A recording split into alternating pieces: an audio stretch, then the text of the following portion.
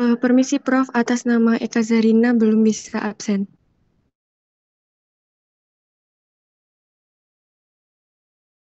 Terima kasih Prof.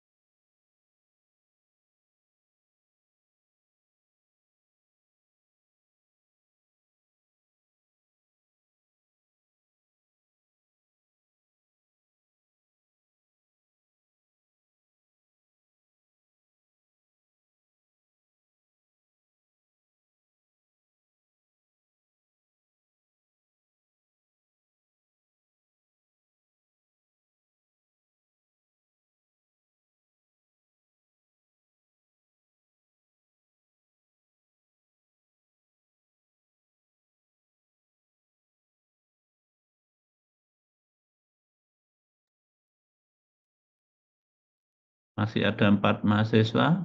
Sudah hadir belum ini? Belum absen?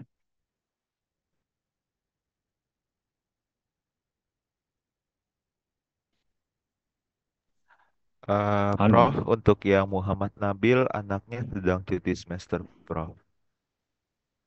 Nggak ada berarti ini. Nggak ada. Untuk tiga yang lainnya saya tidak tahu, Prof. Saya sudah tag di grup. Tapi kok memprogram ada di nama di sini si Nabil. Kemarin memang sudah sempat ambil di KRS, kemudian di tengah-tengah cuti semester, Prof.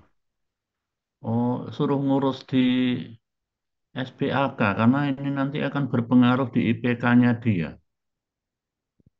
Baik, Prof. Akan saya sampaikan. Hmm. Yang tiga ini ada nggak?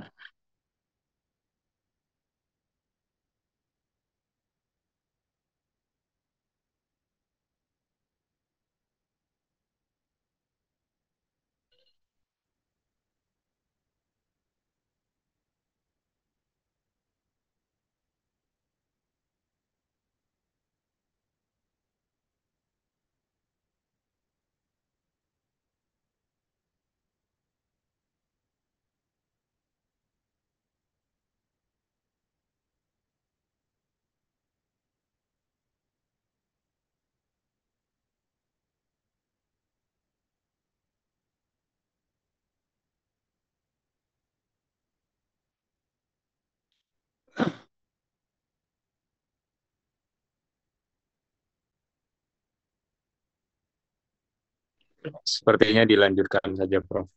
Ya, dianggap ini nggak hadir ya, tiga ini ya. Oke, untuk kuliah dimulai, tolong semuanya on kamera.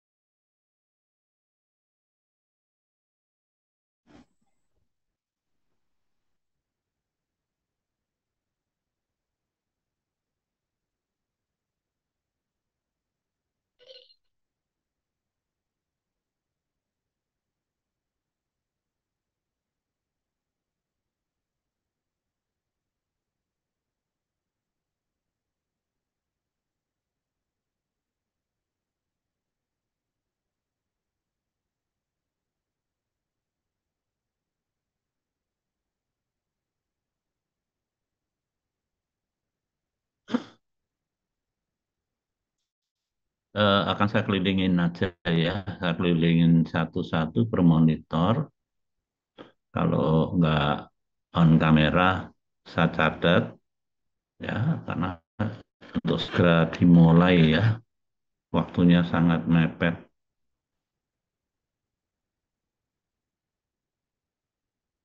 Ada satu, dua,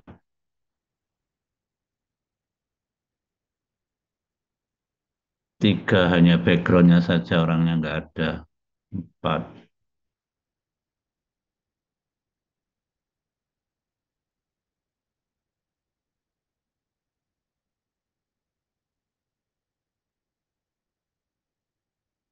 ada empat orang ya, saya sudah catat. Saya nggak sebutkan namanya. Sekarang saya izin share screen.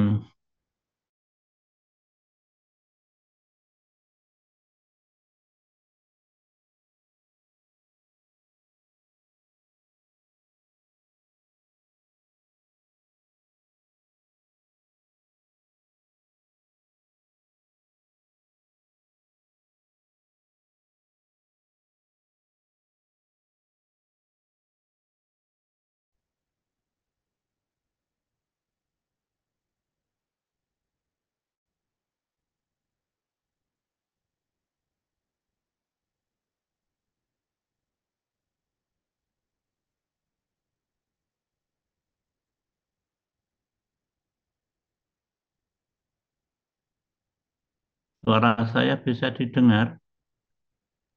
Bisa, Prof. Bisa, Prof. PPT-nya sudah kelihatan belum? Sudah, Prof. Oke. Nah, tolong direspon ya supaya saya tahu bahwa suara saya ini bisa didengar enggak. Sekarang kita masuk di topik preparasi sampel. Pada perspektif di analisis, ya, apabila ada sampel, ya,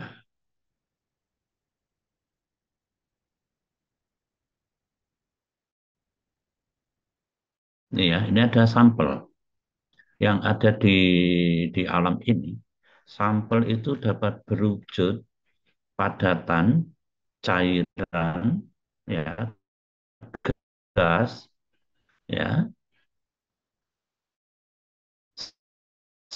semi solid, di mana dalam matriks sampel ini komponennya lebih dari satu atau analitnya lebih dari satu, di mana sifat-sifat dari analit itu, ya, misalkan ada yang mempunyai sifat mudah menguap atau semi mudah menguap, adanya logam-logam atau DNA-RNA yang lagi populer saat ini yang ada hubungannya dengan COVID. Dari bentuk sampel dan komponen atau analit yang ada di dalam matriks sampel ini akan memberikan informasi-informasi dan teknik samplingnya. Informasi apa yang bisa diberikan? Pertama, informasi pada saat preparasi sampel.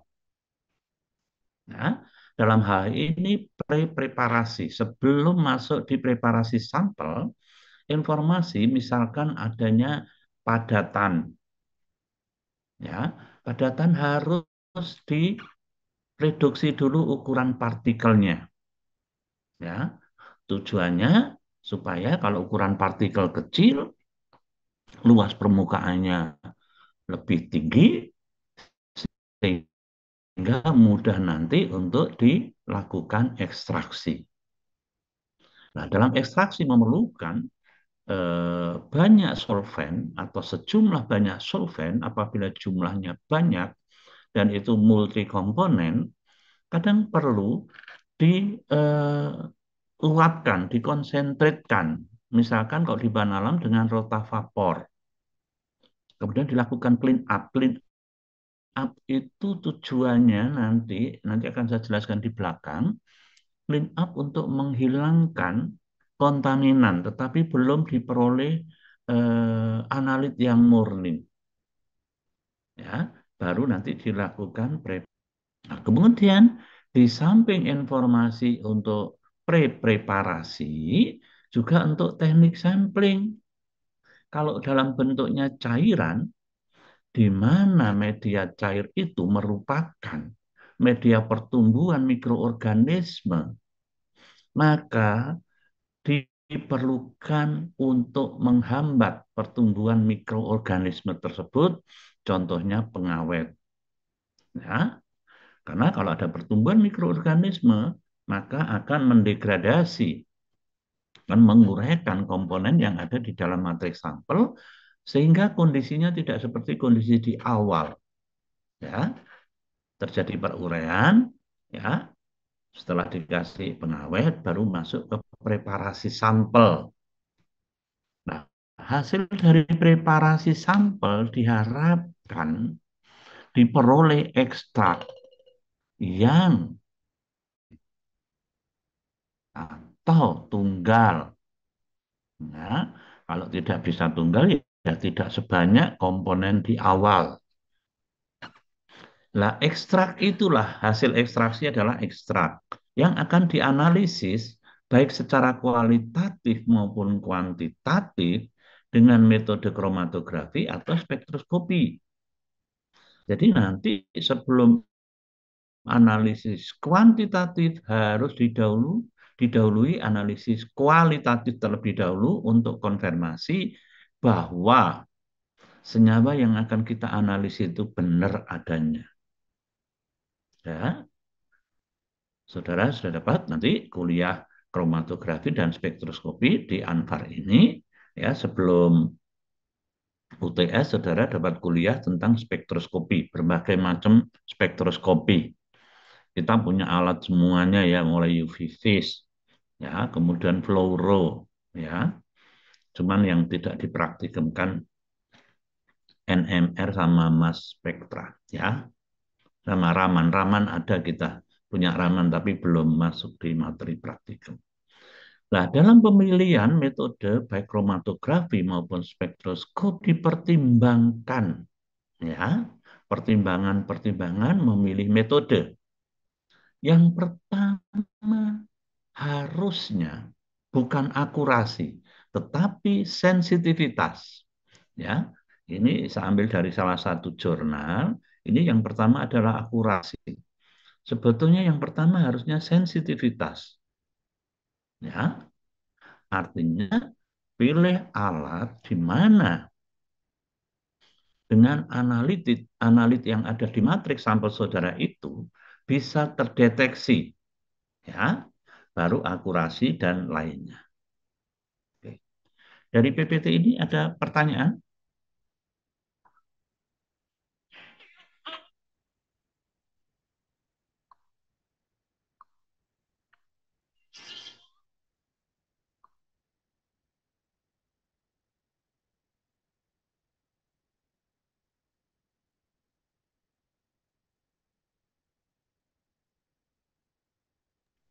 Tidak ada, Prof. Ada?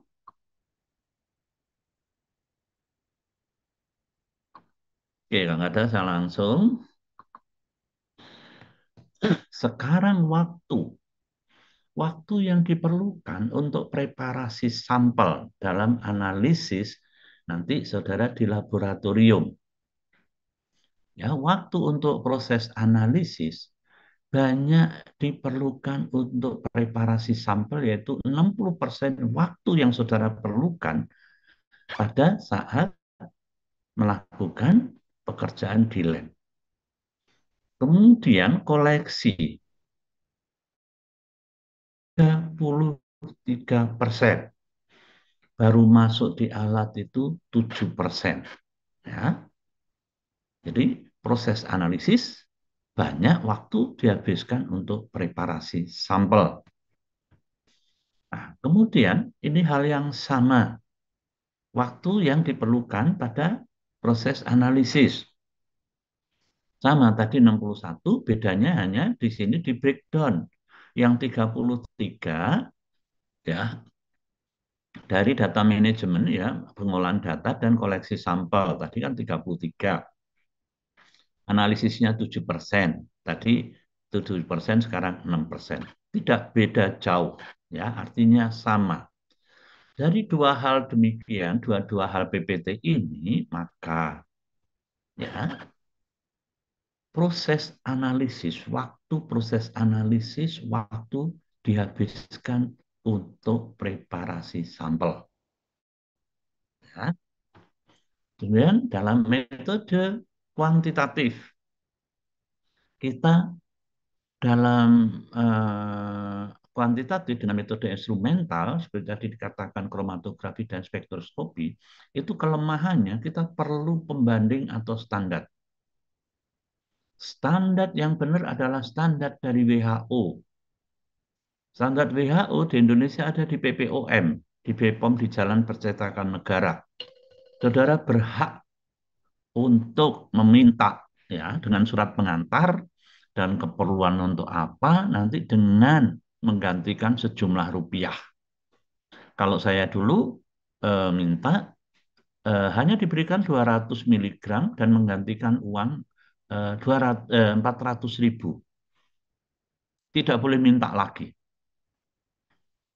Bahan standar atau senyawa obat yang lain yang sudah distandarisasi dengan standar WHO berarti sudah terstandarisasi. Bisa untuk menstandarisasi obat yang sama yang lain yang belum terstandarisasi. Itu ya.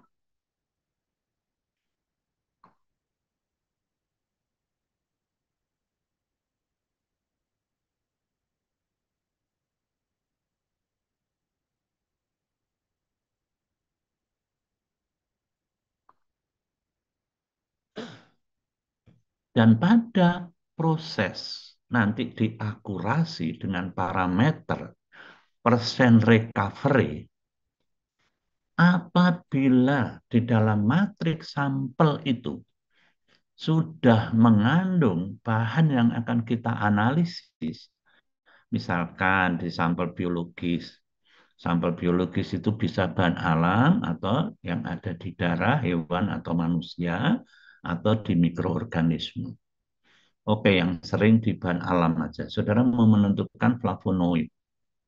Sebagian besar flavonoid misalkan quercetin. Saudara mau menentukan quercetin yang ada di dalam tanaman. Nah, dalam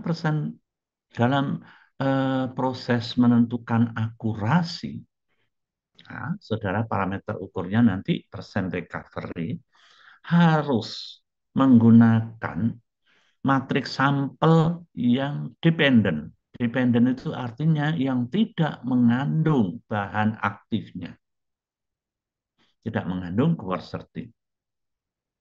Tetapi kalau di bahan alam, untuk membuat matriks sampel buatan, ya, yang selengkap misalkan ekstrak daun, komponen yang seperti di daun kan susah. Ya, kalau tablet sih gampang, formulanya kita tahu. Jadi kita tahu massa tablet. Tetapi untuk sampel biologis, terutama bahan alam, kita tidak bisa membuat matriks sampel yang dependen. Sehingga matriks sampel tersebut yang mengandung bahan aktifnya, kita anggap sebagai matriks, nanti jalan keluarnya kita spiking, kita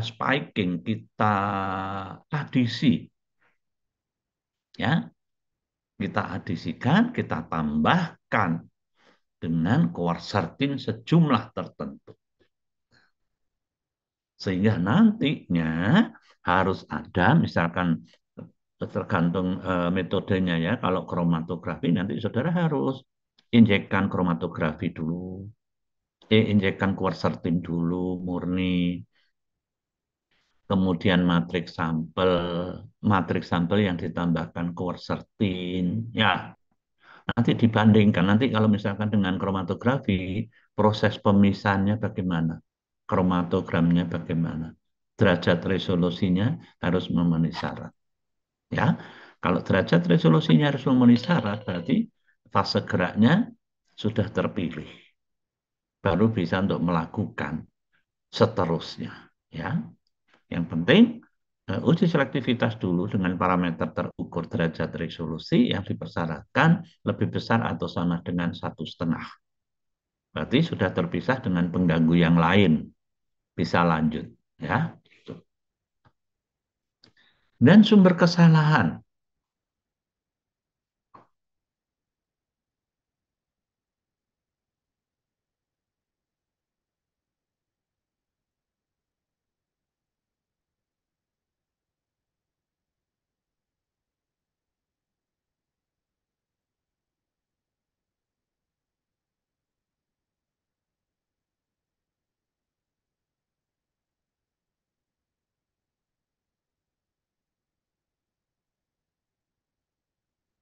Ya, sumber kesalahan pada proses analisis.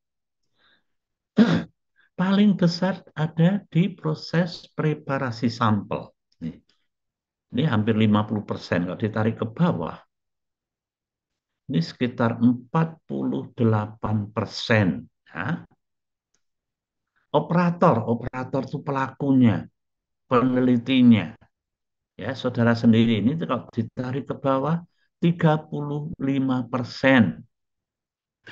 Kalau tadi anggap aja 50 tambah 35 sudah 85%. Belum kontaminan atau pengotornya. Pengotornya 30%. Ya. Dan preparasi sampel, operator, kontaminan, ini semua tergantung dari pelakunya. Pada saat saudara melakukan preparasi sampel yang ada di laboratorium. Sehingga dari demikian, begitu pentingnya proses preparasi sampel.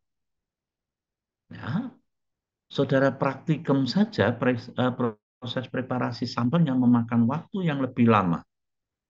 Pada saat saudara ngamati, ya di praktikum analisis farmasi ini, ngamati di alat, saudara hanya paling, kalau dihitung per mahasiswa, paling lama 15 menit. Ya, 15 menit. Kecuali kalau HPLC karena perlu waktu injek yang satu-satu. Ya. Banyak macam dari preparasi sampel. Dari yang sederhana sampai yang complicated.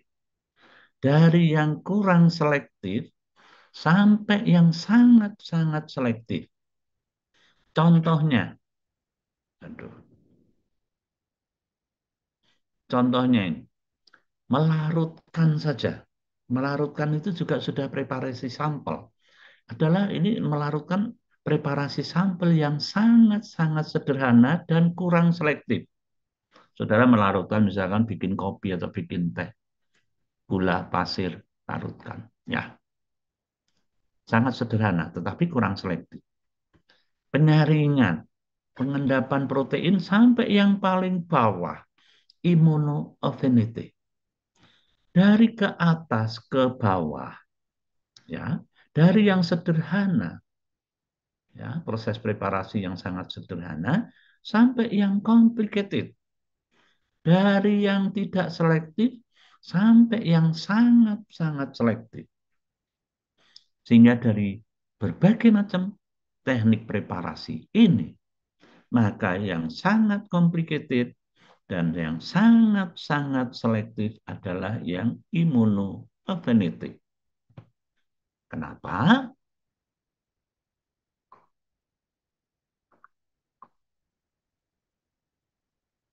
Nah, yang immunoaffinity itu diukur dari afinitas reaksi antigen antibody.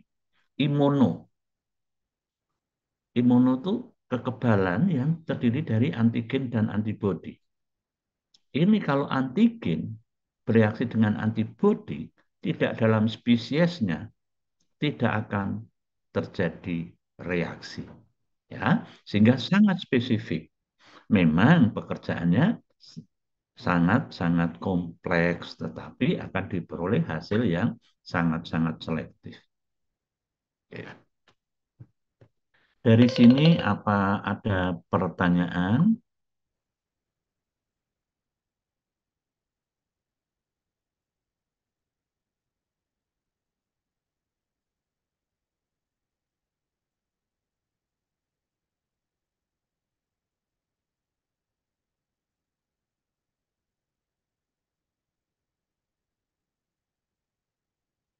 Ada pertanyaan? Tidak Suara ada, saya Prof. bisa didengar? Bisa, Prof. Oke. Tidak ada, saya lanjut. Sebenarnya apa yang saya jelaskan tadi secara tidak sengaja ini sudah saudara lakukan. Seperti pekerjaan saudara di laboratorium. Saudara mendapatkan sampel. Ya. Dari sampel yang saudara terima dari kita, saudara mengubah, artinya mempreparasi bentuk sampel menjadi bentuk yang siap untuk diamati dengan cara instrumental, tak ukur.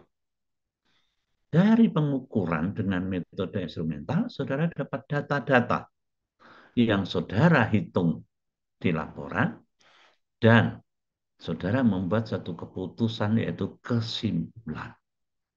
Ini secara otomatis, saudara tidak sadar, ini saudara sudah lakukan. Ya. Metode analisis yang baik, ya, ini yang benar ya. Pertama adalah sensitif. Kenapa yang sensitif? Dikhawatirkan kalau yang utama bukan sensitif, misalkan di sampel saudara analitnya dalam jumlah nanogram. Saudara menggunakan spektrofotometri yang kepekaannya mikrogram, maka saudara bilangnya nanti negatif. Padahal kesalahan memilih metode sehingga tidak terdeteksi. Bukan negatif, tetapi not detection, tidak terdeteksi karena kesalahan pemilihan metode. Jadi yang pertama harus sensitif terlebih dahulu. Setelah sensitif, yang diharapkan nanti bisa terdeteksi di dalam matriks sampel saudara, baru yang lainnya. Ya, biaya murah itu kalau di perguruan tinggi yang penuh dengan keilmiahan, sains, itu biaya itu nomor terakhir. Ya, bukan yang murah yang pertama, bukan. Tetapi sainsnya dulu yang diutamakan. Ya, terutama adalah sensitif. Kemudian bagaimana memilih metode? Ya, banyak sekali metode. Saudara bisa studi di Google.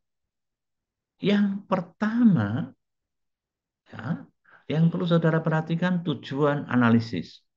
Level analit. Nah, ini penting sekali level analit ini nanti ada kaitannya dengan sensitivitas alat, jenis sampel, perlakuan awal, ya, jumlah sampel yang akan dianalisis, terutama di bahan alam. Ya, jangan sampai koleksi sampel itu dua kali di tempat yang sama, pohon yang sama, waktu yang berbeda, kandungannya juga berbeda. Ya, itu yang harus saudara pahami untuk di bahan alam. Ketepatan dan ketelitian ini harusnya di atas. Ya, ketersediaan bahan rujukan, literaturnya banyak, artinya tingkat keberhasilannya tinggi. Ya, kalau literaturnya sedikit, ya mungkin tingkat keberhasilannya sedikit, kemudian derajat kesulitannya tinggi, bahan-bahan atau chemicalnya susah dicari. Ya, dan peralatan yang tersedia adanya gangguan. Ya. Carilah literatur yang paling banyak.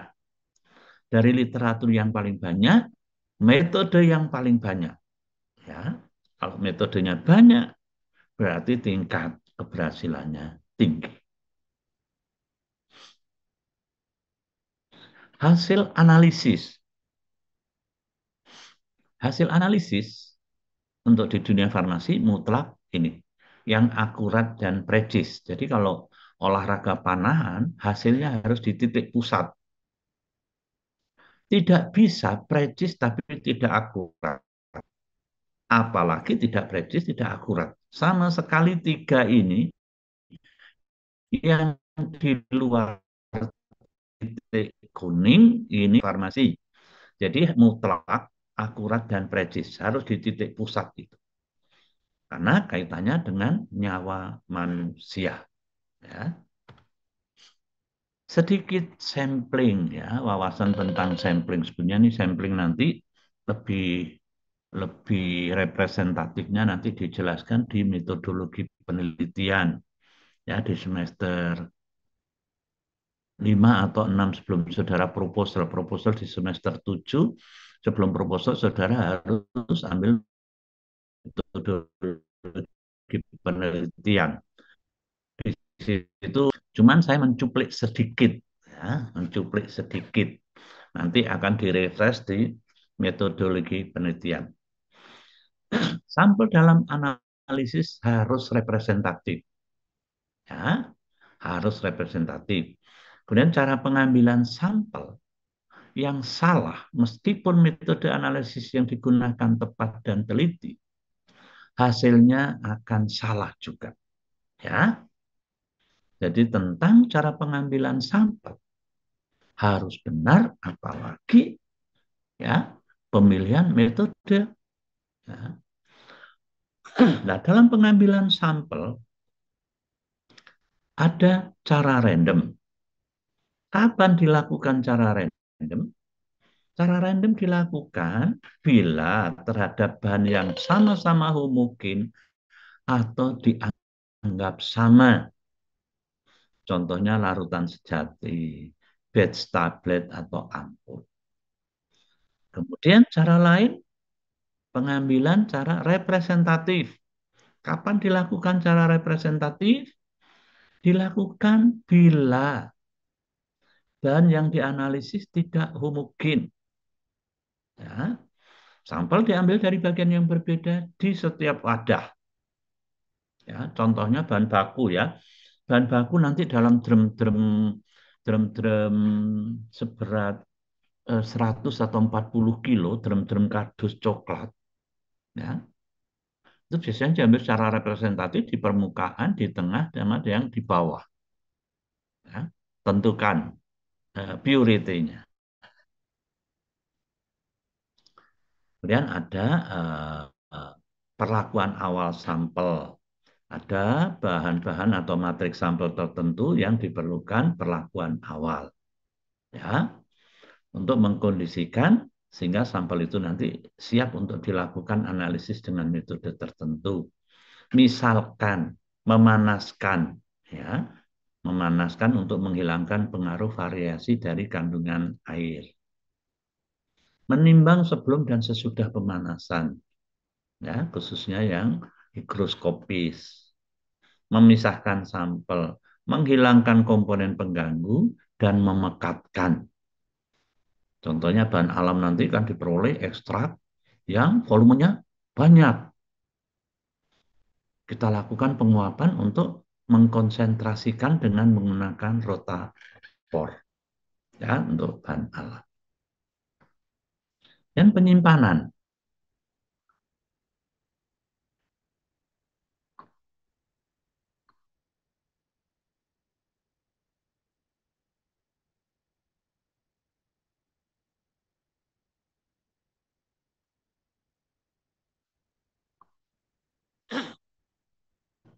Penyimpanan, ya, jadi setelah diperoleh sampel yang mewakili, jika tidak segera dilakukan analisis, diberi label, disimpan di tempat yang sesuai untuk menjamin kestabilan, ya, menjamin kestabilan dengan mempertimbangkan sifat-sifat fisikokimia analit yang ada di dalam sampel tersebut.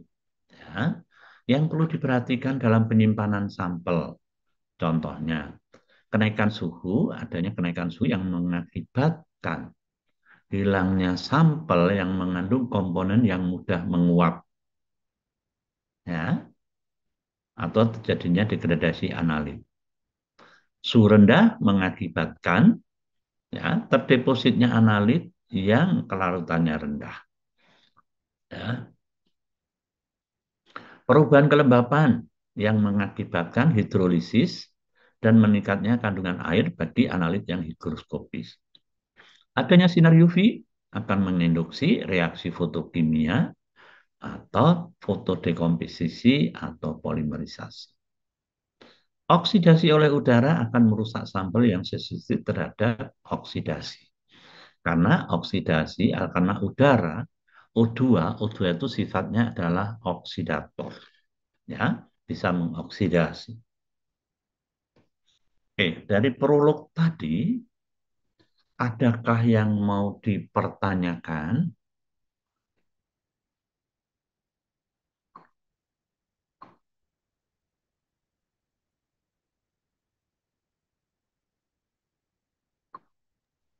Tidak ada, Prof. Ada? Oke, kalau nggak ada, saya lanjut. Preparasi sampel, ya, teknik sampling dan preparasi sampel. Pada teknik sampling, yang kita harus pertimbangkan waktu pengambilan, jumlah sampel, dan ini tergantung dari jenis sampelnya. Contohnya kalau manusia mau dipakai untuk percobaan, ya, sebagai subjek, kapan diambil darahnya, diambil di mana, jumlahnya berapa. Nah, ini harus sudah didesain, ya, di logbook saudara. Jadi dalam mendesain, masih mengkonsep, itu usahakan sudah di logbook, karena itu dinamika penelitian saudara, kekayaanmu, ya, itu nanti sebagai sejarahmu, ya, waktu kuliah di S1. Nah, dalam preparasi sampel, di sini saya bagi dua, yang konvensional dan yang nanti yang advance, ya, yang populer atau yang tren. Yang pertama yang konvensional, yaitu ekstraksi cair-cair. Ini kromatografi cair-cair. Ya, kromatografi cair-cair atau ekstraksi cair-cair ini salah satu bentuk preparasi. Karena ekstraksi cair-cair berarti ada dua cairan. Ya, dua cairan yang saling tidak campur. Fase yang pertama cair, fase yang kedua cair.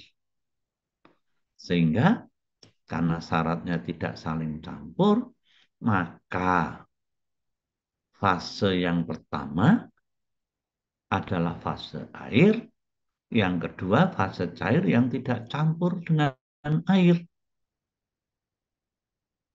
Yaitu yang tidak campur dengan air, yaitu fase organik. Fase organik identik dengan unsur karbon. Berapa C yang tidak campur dengan air? Kembali lagi ke SMU dulu. Ya, saya tidak bahas di sini. Jadi pemilihan fase yang kedua itu akan sangat-sangat menentukan.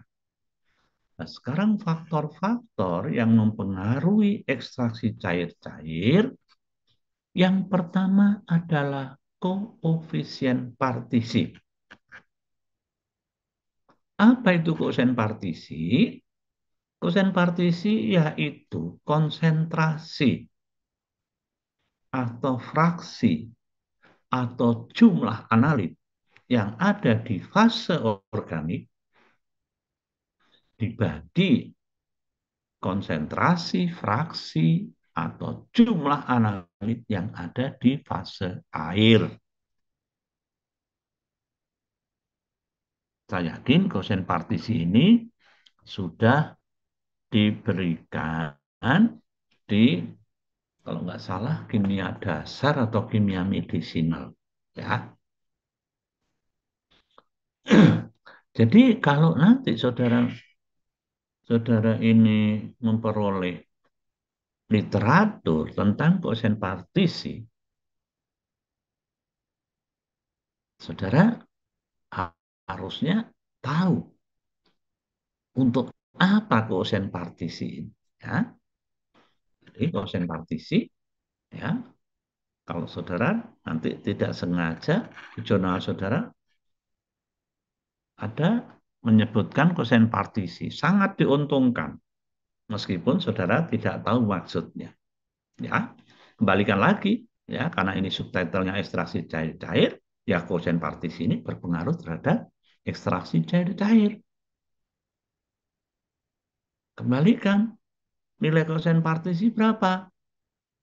Nah, ini kan konsentrasi atau jumlah yang ada di fase organik dibagi yang ada di fase air. Ya, berarti yang koefisien partisinya besar artinya, ya, yang ada di fase organik besar.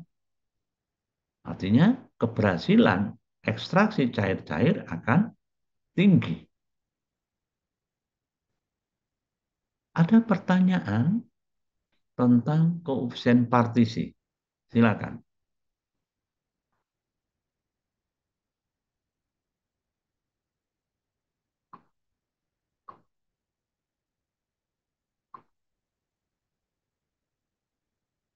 Silakan yang mau bertanya tentang koefisien partisi.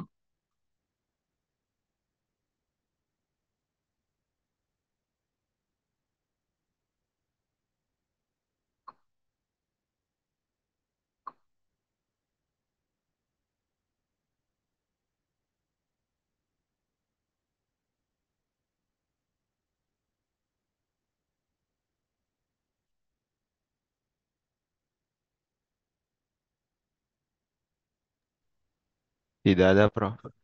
Ada? Kalau nggak ada, saya lanjut. Faktor yang kedua adalah pH. Sejauh mana pH berpengaruh terhadap ekstraksi cair-cair? pH akan merubah senyawa atau analit ke bentuk base-nya, bentuk base basenya. Bentuk base atau basenya itu bersifat non-polar. Sehingga kalau diekstraksi dengan pelarut organik yang mendekati ke non-polarannya, maka akan mudah ketarik ke pelarut organik tersebut. Yang ketiga, waktu. Waktu ekstraksi ini berpengaruh terhadap kecepatan ekstraksi atau kecepatan melarut di dalam pelarut organik. Ya, tapi ini nanti tidak bisa berdiri sendiri waktu ini. Karena waktu ini nanti juga tergantung dari frekuensi kontak antara fase air dan fase organik. Tergantung kekuatan dan frekuensi kontak fase air dan fase organik. Kekuatannya sekian, frekuensinya sekian, waktunya sekian. Nah, lebih sering, lebih kuat, maka akan dihasilkan hasil yang maksimal. Ya. Yang keempat, volume pelarut organik. Volume pelarut organik ini berpengaruh terhadap kelarutan. Kalau T tadi, kecepatan.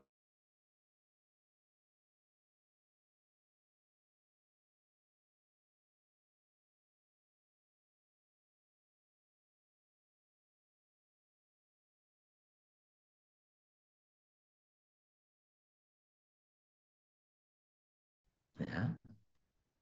Jangan menggunakan 1:3. Udah kelewat jenuh. Dan jangan menggunakan 1:5, meskipun kelarutannya 1:5. Karena penggunaan 1:5 dalam proses ekstraksi nanti ada yang hilang, ada yang menguap, sehingga kurang dari 5. Sehingga kelewat jenuh juga. Yang penting lebihkan tetapi kuantitatif. Kuantitatif ya, kuantitatif itu terukur. Tidak boleh menggunakan gelas ukur. Kuantitatif ya harus menggunakan eh, dengan alat yang terukur, yang kuantitatif. Sehingga pada ekstraksi cair-cair, dari keempat faktor inilah yang akan berpengaruh keberhasilan dari ekstraksi cair-cair. Ada pertanyaan tentang ekstraksi cair-cair? Silakan.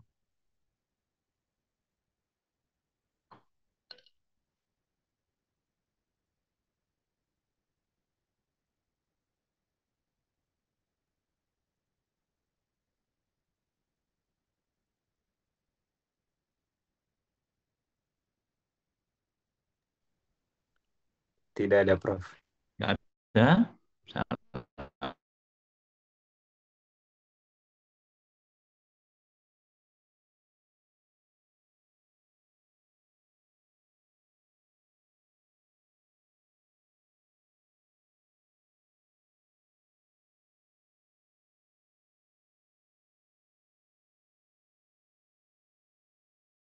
tahu campuran. Contohnya, asam nitrat, asam sulfat, asam perklorat, asam klorida. Ini semuanya asam-asam kuat yang sifatnya oksidator. Bisa digunakan sendiri atau tunggal atau campuran. Ya, kayak aqua raja. Aqua raja itu kan HCl-HNO3. Ya, 3:1. Kombinasi. Contohnya, untuk destruksi basah, sampel sayuran masukkan dalam beker gelas. Nah, Tambahkan aqua regia. Aqua regia itu aqua raja NO3 HCl ya, 3 mili. Panaskan di hot plate ya, jangan di air di api langsung ya, bisa meletup ya, meledak. Hot plate sambil diaduk ya. Diaduk karena kalau nggak diaduk kasih eh, apa itu yang untuk menghindari terjadinya percikan itu loh, menghindari gelembung. Biasanya kaca-kaca batu apa sih? Aduh lupa saya nih. Kaca-kaca yang untuk dop itu loh, yang untuk rumahnya dop itu. Kaca yang susu itu untuk lupa namanya saya ini.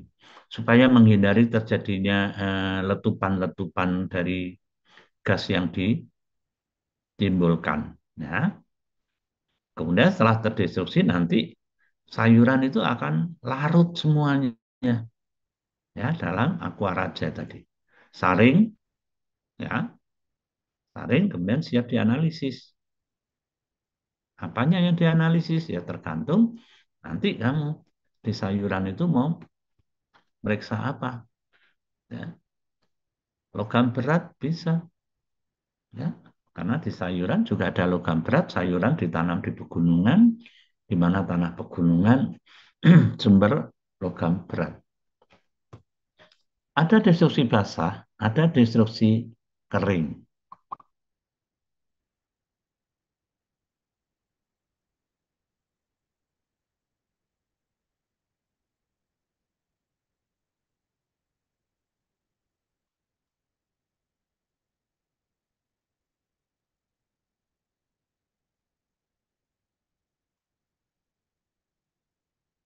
Destruksi kering berarti tidak ada cairan, berarti menggunakan eh, oven yang suhunya tinggi, yaitu oven yang suhunya tinggi disebut furnace, ya, bisa sampai di atas 800 ya. Ini hanya 400 800, tapi furnace itu bisa di atas 800 ya. Contohnya logam-logam anorganik ya. Nanti masukkan di furnace pada suhu tertentu, matriks sampelnya akan menjadi O2 ya. Misalkan kertas, kertas itu kan metil selulose, ada misalkan logamnya. Nah, metil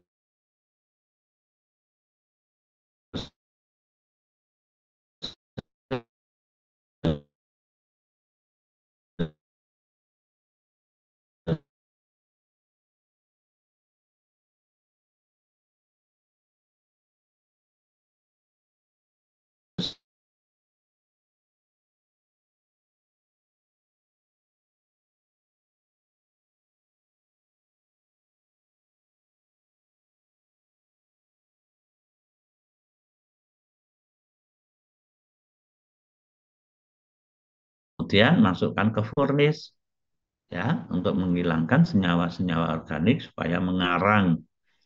Kemudian tambahkan HCl 10 M untuk melarutkan. Panaskan di hot plate sampai larut. Setelah larut, masukkan di labu takar dengan disaring ya, disaring masukkan labu takar, tambahkan HNO3 sampai batas standar.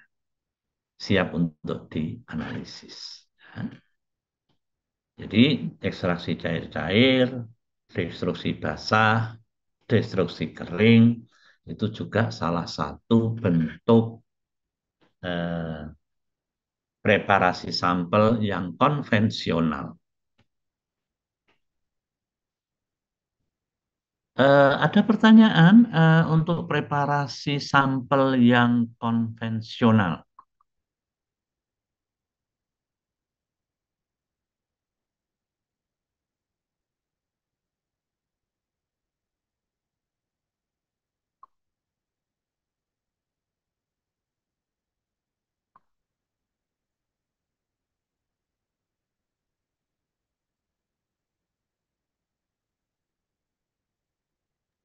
Tidak ada, Prof.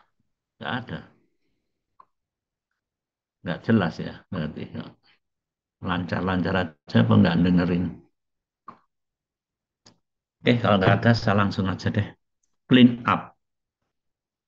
Clean up yaitu satu teknik preparasi sampel untuk memperoleh sampel bebas kontaminan, terutama pada matrik makanan dan biologis. Nah, pada clean juga metode kromatografi ya. Metode kromatografi satu metode pemisahan pada dua fase, fase diam dan fase gerak. Nah, pada clean up nanti kita fokus di size exclusion kromatografi dan gel kromatografi. Ya. Mekanismenya pemisahan berdasarkan ukuran solut. Ya. Ukuran solut. Jadi secara fisika, di mana transfer massa nanti akan sangat dipengaruhi sampel yang di sini perlu diperhatikan loading sampelnya tidak boleh terlalu viscous ya atau kental nggak boleh, harus diencerkan dulu ya, karena kalau terlalu viscous nanti akan berpengaruh pada distribusi, terutama koefisien distribusi dan laju alirnya. Nih, kalau sampelnya terlalu viscous akan berpengaruh ke koefisien distribusi dan flow-nya, laju alir dari sampel tersebut.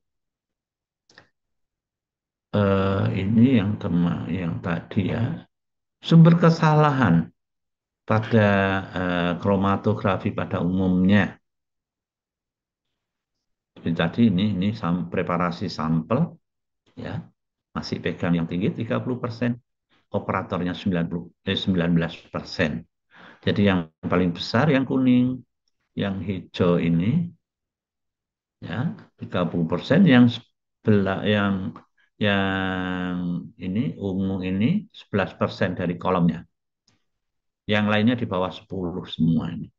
Jadi antara preparasi sampel, pelakunya, dan kolomnya ini yang sangat berpengaruh. Ya. Kesalahan dari kromatografi. Nah, pada size exclusion kromatografi itu seperti kromatografi kolom. Bisa kita buat secara manual atau nanti kita beli yang sudah siap pakai. Tapi yang perlu diperhatikan bahwa kolom itu harus transparan. Transparan kita bisa lihat fase diamnya dan laju alirnya flow.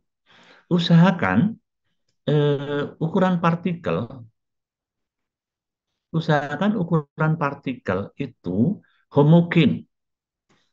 Karena kalau ukuran partikelnya tidak homogen, tidak sama, maka akan berpengaruh pada laju alir.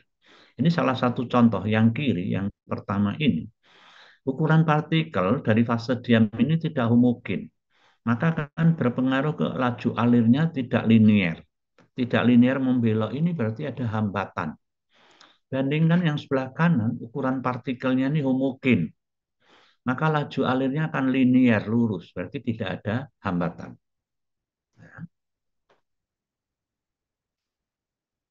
Khusus untuk kromatografi, ya dari size exclusion kromatografi sampai nanti ke belakang, sebelum digunakan,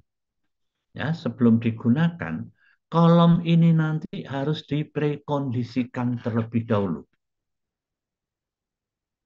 Tujuannya apa untuk diprekondisikan? Tujuan dari prekondisi, karena di kolom itu isinya fase diam. Fase diam itu kebanyakan dari senyawa-senyawa organik, contohnya resin, alumina, dan selulosa organik. Ya. Maka langkah awal sebelum digunakan untuk proses pemisahan dari sampel harus diprekondisikan. Bagaimana cara memprekondisikan? Caranya dialirkan fase geraknya. Ya, alirkan di atas, kerannya dibuka, ya, maka akan turun. Fase gerak itu akan membasahi fase diam. Nah, pada saat pembasahan fase diam dengan fase gerak, maka gugus paling luar dari fase diam yang dari tidak aktif menjadi aktif. Kenapa menjadi aktif? Karena fase diamnya setelah dibasahi itu akan mengalami polimerisasi. Poli lebih dari satu, merisasi bentuk. Bentuk yang lain. Di mana gugus paling luar itu sudah aktif. Karena sudah aktif siap untuk mengikat sampel analit yang ada di sampel. Contohnya ini. Misalkan silika gel. Silika gel sebagai fase diam yang ada di kolom, itu kalau dilihat secara struktur kimianya adalah polihidroksisilika. Silika gel Si, polihidroksisilika. Pada saat prekondisi dengan dialirkan fase gerak di fase diam, maka gugus paling luar di silika itu OH-nya ini sudah aktif karena mengalami polimerisasi. Kalau sudah aktif pada saat loading sampel, misalkan kita lewatkan sampel yang mengandung gugus, yang mengandung analit, amin aromatis primer ini, maka gugus NH yang ada di analit amin aromatis primer ini akan diikat oleh gugus OH. H ini akan lepas. Ya, H ini akan lepas dengan hasil samping H2O. Di NH2 satu H lepas, di sini hanya lepas dengan hasil samping H2O. Ya, sehingga di sini akan terikat di Si senyawa ini. Kemudian dieluasi dengan fase gerak secara sinambung, ya, setelah nempel, nanti nempel senyawa atau analitnya nempel di fase diam, kemudian mungkin ada proses washing, pencucian. Pencucian artinya kolom itu dicuci tetapi dengan pelarut yang tidak boleh melepaskan ikatan analit dengan fase diamnya. Hanya untuk menghilangkan pengotor yang tidak diikat oleh fase diam. Kemudian baru dieluasi dengan pelarut yang bisa melepaskan ikatan analit dengan fase diam. Itu proses mekanisme dari size exclusion kromatografi atau kromatografi yang lain. Artinya kolom sebelum digunakan untuk proses pemisahan harus diprekondisikan terlebih dahulu dengan cara dialirkan fase gerak yang akan digunakan. Ada pertanyaan?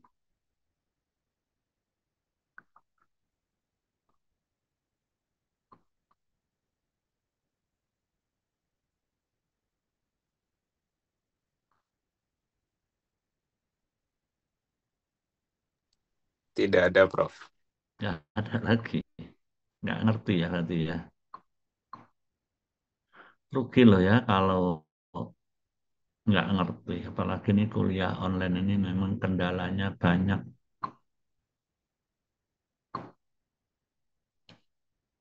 Clear? Nggak ada yang bertanya. Saya lanjut aja. Clean up menggunakan solvent yang mudah menguap. Salah satu contohnya adalah DNF. Salah satu contohnya, bukan satu-satunya. Mungkin dengan pelarut organik yang lain bisa.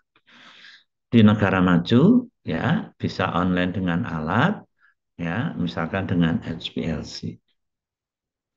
Aplikasinya untuk analisis stres atau kontaminasi pada sampel lingkungan atau sampel biologis. Ini secara singkat tentang clean up. Silahkan saya berhenti untuk menunggu pertanyaan saudara tentang clean up. Silahkan yang mau bertanya.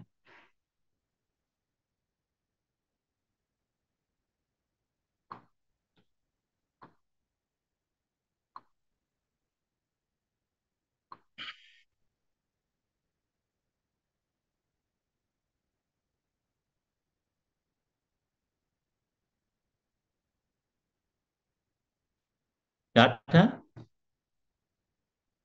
Oke, nggak ada. Saya lanjut tentang heat space. Heat space ini lebih sederhana lagi, ya. Ini satu teknik pemisahan senyawa organik yang mudah menguap atau senyawa yang mengandung komponen yang mudah menguap. Nah, sebelum dilakukan heat space untuk mengurangi kontaminan, biasanya dilakukan clean up terlebih dahulu, ya. Tujuannya untuk mengurangi kontaminan. Nah, pada negara maju, kadang-kadang kita online kan dengan alat untuk mendeteksi zat yang mudah menguap, yaitu dengan GC atau HCGC. Sederhana sekali, kita menggunakan file, ya. Kalau di sini versi sambil dari jurnal, file Perkin-Elmer.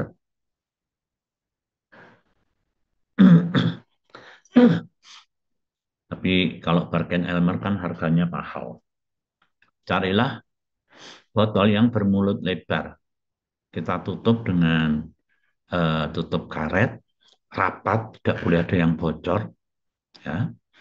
Sebelum ditutup, matriks sampel kita letakkan di wadah ini. Maka senyawa yang mudah menguap ini akan menguap. Nah, sekarang kita cari titik uapnya, titik menguap dari analit yang ada di matriks sampel itu.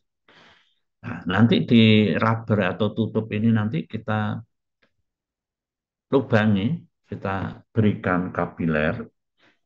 Kalau mau menampung gas yang dihasilkan dari matriks sampel ini. Ya. Kita tampung, kita menggunakan pipa U, ya, kita yang transparan kelihatan. Ya, kalau kita tidak bisa online kan dengan alat, dengan GC, kita bisa tampung di Erlenmeyer yang mengandung satu larutan tertentu yang bisa menangkap gas tersebut. Yang ada di Erlenmeyer itu tadi nanti yang akan kita tentukan secara kuantitatif. Ya. Yang perlu diperhatikan bahwa pada saat kita menampung gas ini kan melalui satu kapiler, ya, pipa bengkok, ya, kapiler. Gas melewati satu kapiler, terjadi proses pendinginan, ya, maka akan terjadi proses kondensasi, ya, akan terjadi titik-titik air, itu tidak diperbolehkan, sehingga pada kapiler itu tidak boleh terjadi kondensasi, sehingga suhunya harus dipertahankan, suhu di mana tidak boleh gas ini menjadi cairan. Kalau sudah menjadi cairan, sudah berubah, maka kadar dari gas tersebut akan menurun. Ya, kan nanti pada saat ditampung di dalam Erlenmeyer yang mengandung satu larutan itu diusahakan jangan sampai terjadi kondensasi. Jadi uapnya itu 100% masuk ke larutan yang ada di Erlenmeyer. Jadi tercelup di larutan di Erlenmeyer. Jadi semua gas yang dikeluarkan, yang dihasilkan ditampung di dalam Erlenmeyer. Ya. Apabila di dalam matriks sampel ini lebih dari satu komponen yang mudah menguap, maka dilakukan multiple heat space extraction. Bukan HME tapi MHE. Multiple heat space extraction. Berarti diuapkan lebih dari sekali. Karena titik uapnya yang berbeda. Makanya harus dicari titik uap itu berapa sampai berapa. Ya. Misalkan lebih dari satu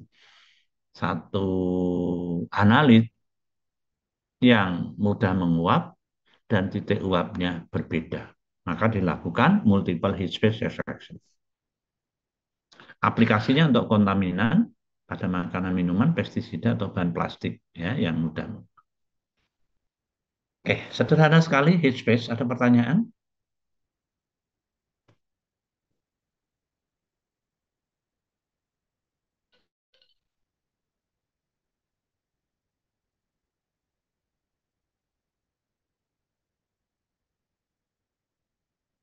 Nggak ada?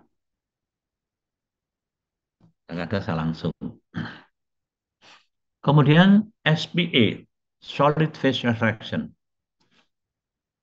Dengan ditemukannya SPA inilah langkah awal ya, SPA ini langkah awal ya. Teknik preparasi sampel padat cair berkembang dengan pesat. Ya. Kalau yang konvensional tadi kan yang di awal ekstraksi cair-cair. Mulai yang konvensional yang clean up ya, kok konvensional. Yang konvensional kan ekstraksi cair-cair, kemudian distruksi basah, kering, ya, itu konvensional. Yang advance mulai clean up, itu kan padat cair. Heat phase itu cair gas. Nah, setelah clean up ini yang diawali populer dari clean up, heat phase, kemudian SPA ini padat cair. Ini awal teknologi ekstraksi padat cair berkembang dengan pesat diawali di SPA ini. Ya, merupakan awal teknologi maju untuk proses pemisahan pemurnian karena prosesnya cepat dan selektif. Kenapa selektif?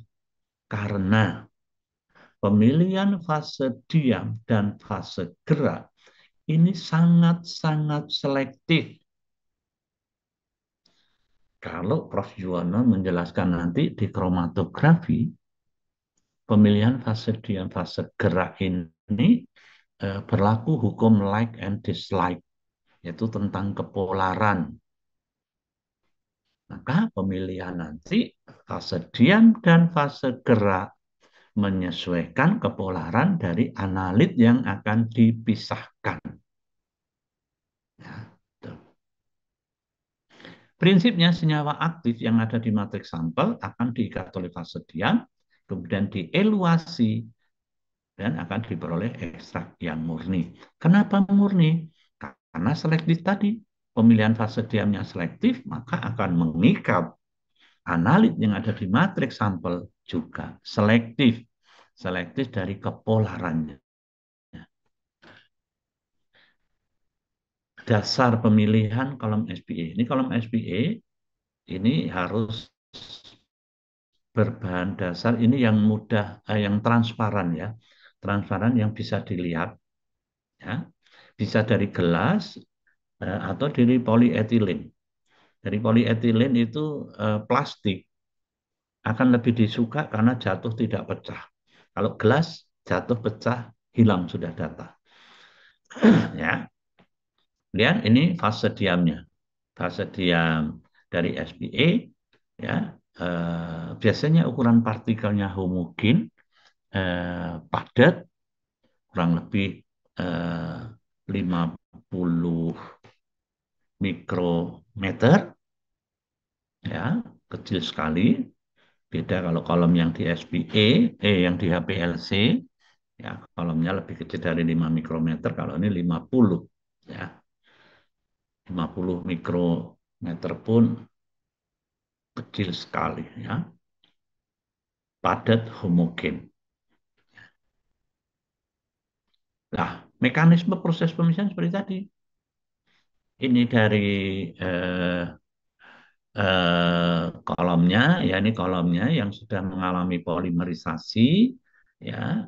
Terus kemudian ini matriks sampelnya yang dilewatkan, maka sampel yang dengan kepolaran yang mendekati akan diikat oleh fase diam yang sudah siap, yang sudah mengalami polimerisasi. Ya. Kemudian pada saat eluasi, maka ikatan antara fase diam dan analit dilepaskan. Nah, jadi nanti fase diamnya harus dikondisikan terlebih dahulu, dilewatkan fase gerak. Sehingga fase diam ini mengalami polimerisasi, artinya secara struktur kimia, gugus paling luar sudah siap untuk mengikat analit yang dilewatkan. Ukuran partikel usahakan homogen. Homogen terdistribusi normal. Ya, kalau homogen nanti tidak ada space-space ruang atau gelembung udara yang akan menghambat flow atau laju alirnya. Aliran kolom pada kolom SPA itu karena diameternya kecil, padat, homogen, maka kalau loading sampel ditaruh saja, tidak akan terjadi flow. Maka supaya terjadi laju alir di kolom SPA ada 3 cara. Kita sedot dengan vakum, kita berikan tekanan, atau kita sentrifugasi dengan RPM yang tinggi. Ya. Kalau disentrifugasi kayak mesin cuci air waktu mengeringkan itu diputar tuh kan akhirnya airnya turun ke bawah. Ya. Kalau diberikan tekanan seperti kita nyontek, nyontek itu kan airnya keluar. Sedot vakum. Zaman saya dulu masih bisa ya, masih dilakukan menyaring dengan sedot vakum. Tapi sekarang tidak dilakukan ya. Dengan corong Buchner, biasanya dengan corong Buchner ini. Ya. Mungkin di organik kalau praktikum preparatif mungkin masih menggunakan vakum ya dengan corong Buchner. Nah, sorben atau fase diam dari SPA biasanya bahan dasar organik, silika, resin atau selulosa. Bisa bersifat polar, non-polar, pertukaran ion, monolitik, dan lain sebagainya. Tergantung nanti fase diam dijual bebas atau yang sudah dalam bentuk kolom terkemas juga sudah banyak kita bisa cari siap pakai. Ini contohnya kolom SPA, ini ada holdernya tempat untuk menaruh kolom. Ya, ini kolom SPA. Ini pada saat sampel introduction itu mengkondisikan, ya, dilewatkan fase gerak. Nah, ini dengan cara disedot vakum ya. Ini ada apa? Pipa untuk menyedot vakum ya dengan kompresor. Ini regulatornya, yang bawah itu untuk menampung atau untuk buangannya ya. Ini buangannya untuk wadahnya ya. Eh, jadi ini sekaligus simultan menggunakan kolom SPA lebih dari satu. Kita tidak punya holdernya, ini tidak punya. Contohnya kolom SPA yang beredar di pasaran, seperti spet injeksi, saya pernah melakukan, tetapi karena dulu kita belum punya sentrifuge yang RPM tinggi, maka saya beli spet yang diameternya sama. Jadi untuk laju alirnya saya tekan aja. Saya tekan menggunakan batang spet yang dijual di pasaran. Ya, saya beli yang 5 mili, karena kalau yang 1 mili tidak dijual, harus menggunakan resep. Ya, yang 5 mili, yang penting saya bawa kolomnya ini diameternya cukup dengan batang yang spet injeksi, baru saya beli. Saya melakukan dengan C18 yang lalu untuk memisahkan antibiotik golongan tetrasiklin. Nah, ini tahapan prosedur penggunaan kolom SPA. Sebetulnya ini tadi secara kasar sudah saya berikan. Perlakuan awal sampel. Misalkan sampelnya terlalu viscous, maka kita encerkan. Atau mungkin kita adjust pH-nya, dan lain sebagainya lah. Dan conditioning. Nah, conditioning itu seperti ini. Prekondisi dari kolom tadi. Kita lewatkan sistem fase gerak. Ya, nanti di situ ada keseimbangan. Setelah kita,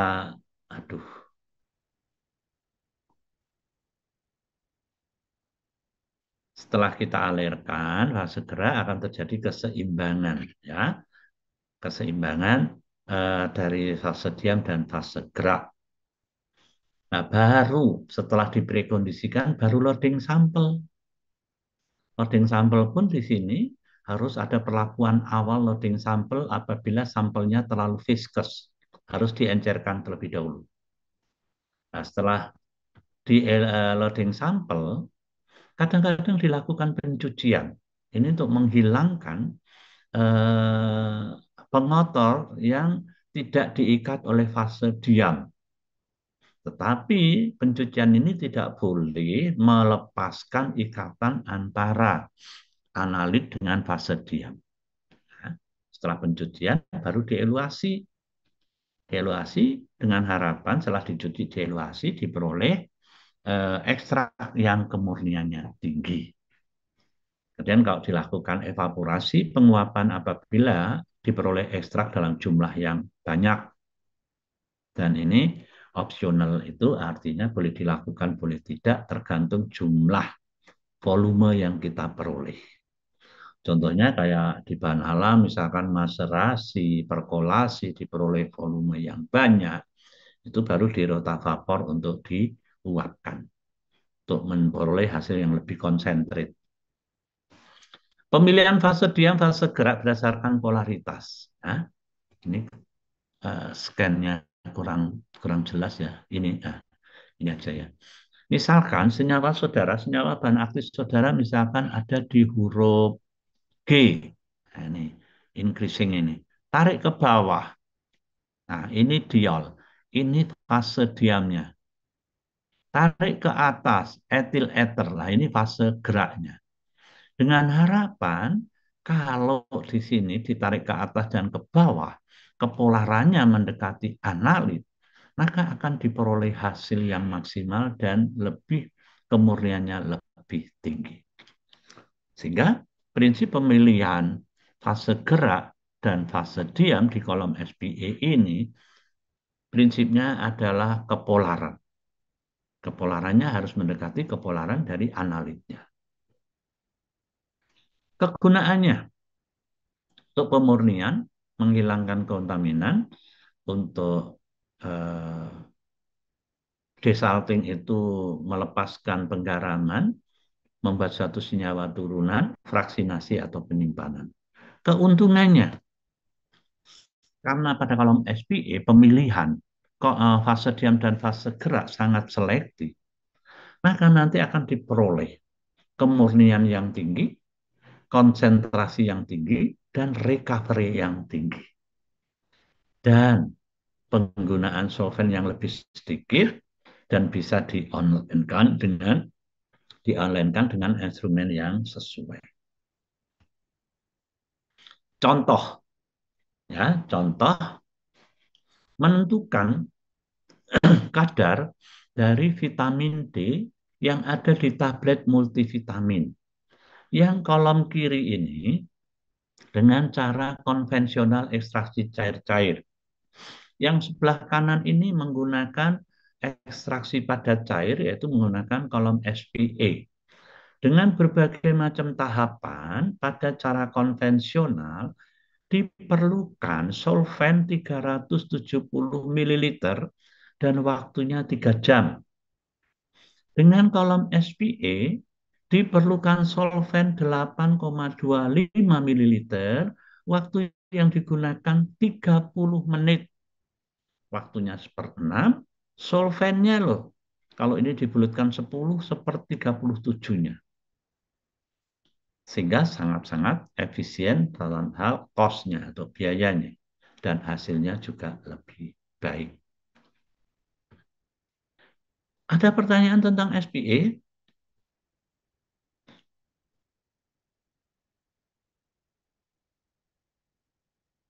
Silakan.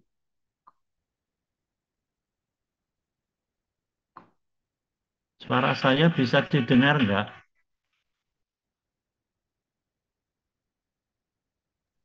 Bisa, Prof. Ada pertanyaan?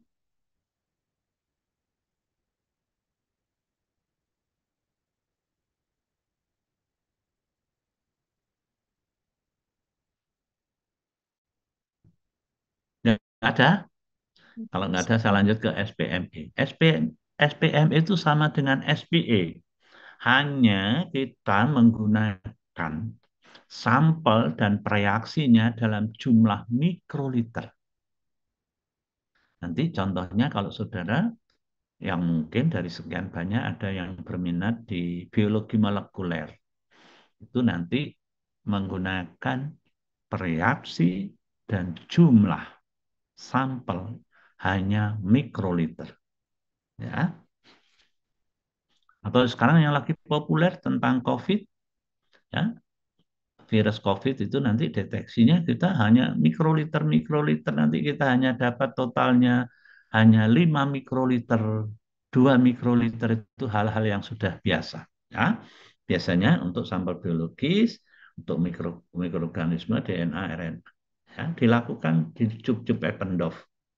Ya, kita melakukan di Jup-Jup Eppendorf. Banyak jenis Jup Eppendorf, ada yang 100 mikroliter, 500 mikroliter, dan 1 mili.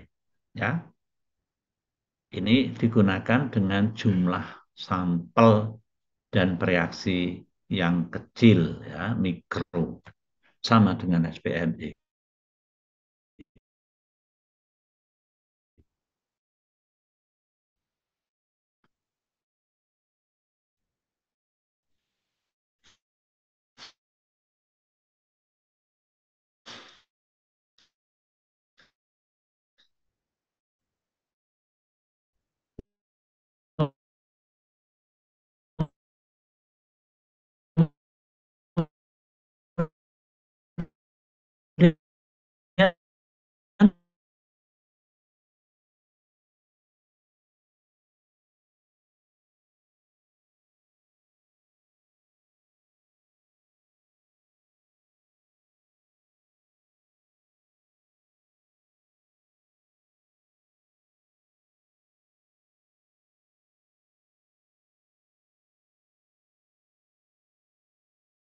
Arahnya itu memutar, arah dari fase gerak yang dilewatkan pada kolom. Ya. Nah, kolom dari turbulent flow itu ini nanti, ini dari kapiler sebelum masuk di kolom turbulent flow. Ini kolom turbulent flow itu ini hanya kolom-kolom jalannya fase gerak. Nah, mulai di sinilah ini kolom turbulent flow. Setelah masuk di sini nanti arah dari fase gerak itu memutar, terus memutar gitu. Nah, karena arah dari fase gerak itu turbulensi, maka analit yang terikat setelah di loading sampel di fase diam, maka setelah dieluasi dengan sistem fase gerak yang arahnya turbulent flow, maka akan dihasilkan hasil yang lebih bagus, lebih maksimal, ya. Artinya recovery-nya lebih tinggi karena apabila ikatan antara analit dengan fase diam itu belum lepas, nanti akan diulang lagi dengan cara memutar dari fase gerak sebelumnya. Terus menerus itu. Ya, itu turbulent flow chromatografi. Ini. Ini salah satu turbulent flow chromatografi. Ada 2 kolom di sini. Kolom yang pertama, kolom yang kedua. Ya. Contohnya kolom 1 boleh, kolom 2 boleh. Ya. Jadi ini ada proses pemisahan 2 kali dengan turbulent flow chromatografi. Proses pemisahannya. Ya. Aduh.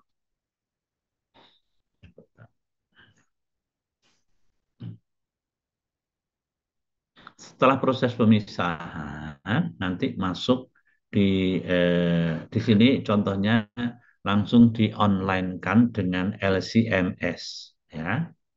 Proses pemisahan dari kolom yang bergerak fase geraknya turbulensi, kemudian di online-kan dengan kromatografi eh, liquid, cair-cair ya, dengan LCMS hasilnya ini. Ya. Ini saya ambil dari salah satu jurnal. Ini yang turbulent flow chromatografi. Kemudian yang monolitik chromatografi. Jadi kemajuan-kemajuan itu dari fase diamnya. Dari SPE fase diamnya ditentukan, pemilihan fase diamnya dari eh, kepolaran yang sama. SPME jumlah sampel dan reaksinya mikroliter. kemudian turbulent flow, arah fase geraknya. Kalau monolitik ini yang dimodifikasi adalah sistem fase geraknya, fase diamnya. Ya, fase diamnya nanti ditempeli gugus-gugus tertentu yang sangat-sangat spesifik. Contohnya ini. Jadi di kolom yang monolitik yang sifatnya hidrofobik nanti akan ditempeli gugus-gugus yang hidrofobik. Yang polar akan ditempeli gugus-gugus yang polar. Yang ionik juga demikian. Sesuaikan dengan kebutuhan. Dan ini sangat-sangat spesifik. Ya, sangat-sangat spesifik sekali. Nah, sebelum digunakan semua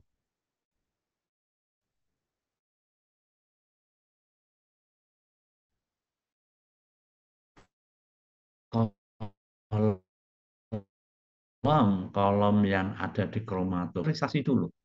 Ya, setelah diaktifkan baru loading sampelnya. Ya, ini yang monolitik. Kemudian yang immunoassay. Immunoassay reaksi antigen antibodi, afinitas antigen antibodi. Contohnya adalah metode ELISA. ELISA itu nanti spektrofotometri visible reaksi antara antigen antibodi, ya, antigen antibodinya harus sesuai sampai ke spesiesnya. Nah, nanti dikasihkan penanda warna. Kalau sudah cocok match berwarna baru dimasukkan di alat ELISA yang khusus. Tapi prinsipnya itu spektrofotometri visible di daerah panjang gelombang visible.